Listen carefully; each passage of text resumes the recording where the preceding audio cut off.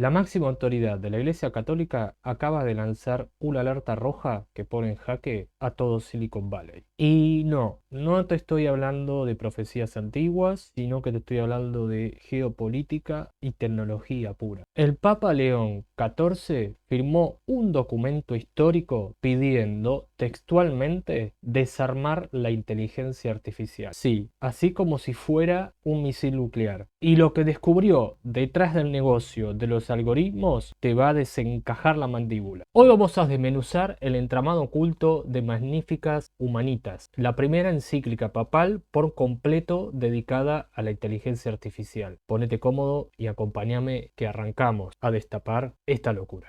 Pero ojo, porque esto no va a ser un debate aburrido de filosofía, ninguna cosa por el estilo. Hacia el final del video te voy a revelar un dato oculto que los medios masivos pasaron por alto, y es la inesperada conexión que el Papa hizo entre el entrenamiento de los modelos de lenguajes actuales y un pedido de disculpas histórico por la esclavitud. No te vayas, porque este cierre te va a reconfigurar la cabeza. Vamos a ir por partes. ¿Por qué el Papa usa una palabra tan pesada como desarmar? Cualquiera pensaría que el Vaticano se volvió tecnofóbico, pero en el trasfondo es mucho más pillo. León XIV aclara que desarmar la IA no significa tirarla a la basura ni prohibirnos usarla, lo cual sería algo bastante ridículo a esta altura. Y es que el verdadero peligro, dice el documento, por supuesto, es que el desarrollo tecnológico esté concentrado solamente en 3 o 4 empresas privadas. Esto da cuenta, o al menos quiere decir que estamos creando una suerte o una especie de torre de Babel digital, donde unos pocos eligen qué es real, por supuesto, qué es falso y cómo debemos pensar. Por lo que el desarme, entre comillas, es quitarle el monopolio del criterio humano a las corporaciones para devolvérselo a la sociedad a través de reglas transparentes e independientes. Hasta acá todo bien. Digo, es bastante razonable lo que está planteando. Podés estar de acuerdo o no, pero es bastante razonable lo que está planteando y es algo de lo que se viene hablando, esto de que la tecnología queda siempre, o al menos históricamente, quedó concentrada en 3 o 4 grandes empresas. Digo, en la historia sucedió eso, si pensamos en lo que era Microsoft en su momento, si pensamos en lo que era IBM, pero siempre fueron como cambiando, pero en definitiva en líneas generales siempre quedaron como 3 o 4 a lo largo de la historia.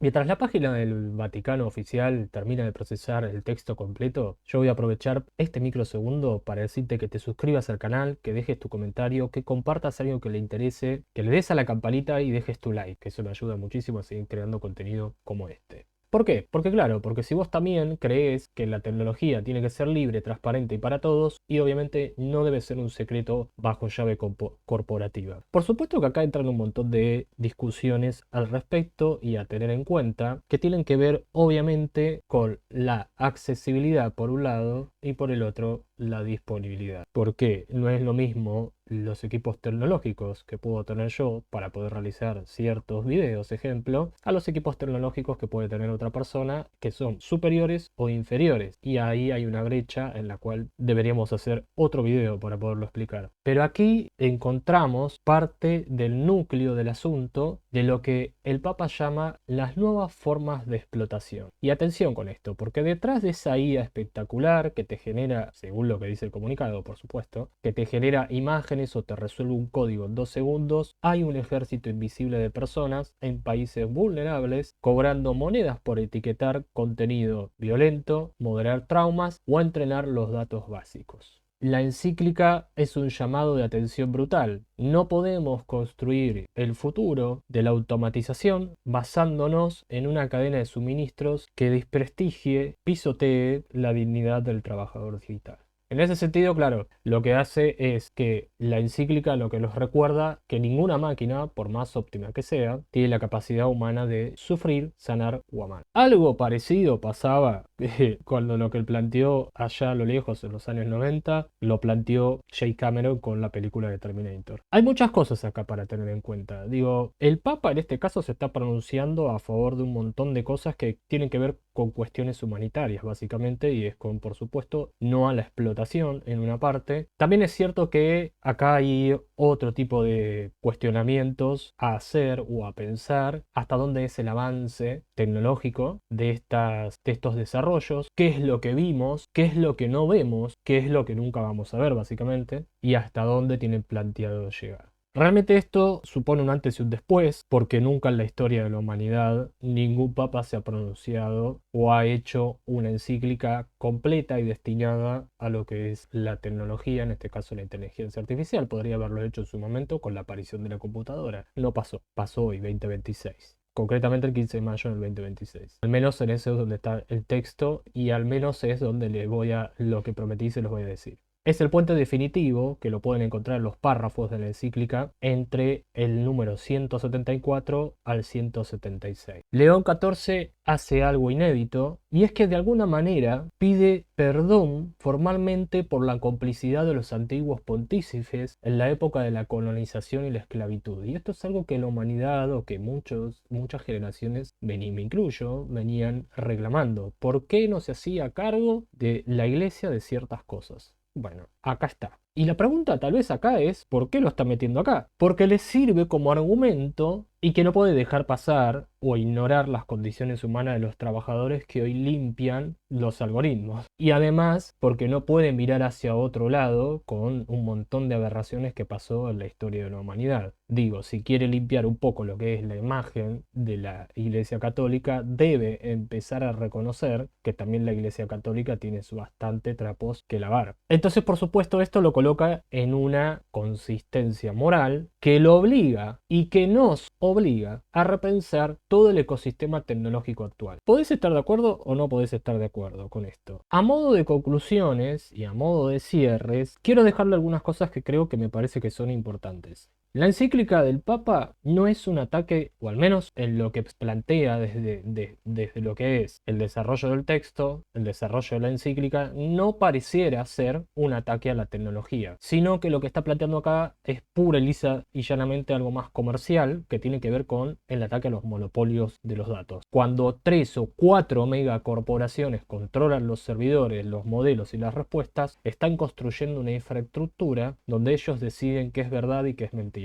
Entonces acá podemos pensar que el desarme de que habla el Vaticano no es desenchufar las máquinas, sino, en otras palabras, es quitarle poder absoluto a Silicon Valley. La única forma de garantizar que la IA sea una herramienta de liberación y no de control es empujando el ecosistema open source. Y es algo realmente interesante esto, ¿no? Porque aparece acá la posibilidad en la cual todos podemos tener acceso a las herramientas e incluso podemos modificarlas y no tenemos que estar pasando por servidores que controlan las empresas. Hoy la discusión pasa entre si los servidores son de este lado en Norteamérica, particularmente en los Estados Unidos, o si son del otro lado en la parte asiática, que son los que hoy está regalando inteligencia artificial China, que de hecho podés ir al video que te voy a dejar por aquí arriba o abajo en la descripción, donde vas a encontrar mi otro canal que hablo mucho de esas herramientas y para poderlas aprender a usar. Por supuesto también tengo otras listas que hablo también de Google. Pero la idea es que esto de código abierto sea plausible para todas las personas y poder vivir en una matriz en donde no sea controlada por 3 o 4 personas alrededor del mundo. Por otra parte, plantea esta cosa de el lado oscuro de la productividad. Esto que hablamos que es, bueno, quienes entrenan los distintos ejércitos de inteligencia artificial para que no se vayan del canon y que puedan responder, por ejemplo, ciertas y determinadas cuestiones que rocen la censura y que no sean censura. Tiene que ver con esto, las nuevas formas, y esto sí me parece que es algo realmente pesado de decir, que es las nuevas formas de la esclavitud de la era digital. No nos bastó con la historia de la humanidad, sino que sigue habiendo ahora una nueva forma de esclavitud, y es la digital. Todos habíamos pensado que se había abolido, pero no. Aparentemente, según lo que dice este documento, es que no. Entonces, claro, nosotros podemos gozar de ciertas y determinadas respuestas y de imaginar ciertos y determinados mundos, cuando en realidad detrás hay un montón de personas que están como un ejército acomodando toda esa información para que vos la puedas tener disponible en 2 o 3 segundos.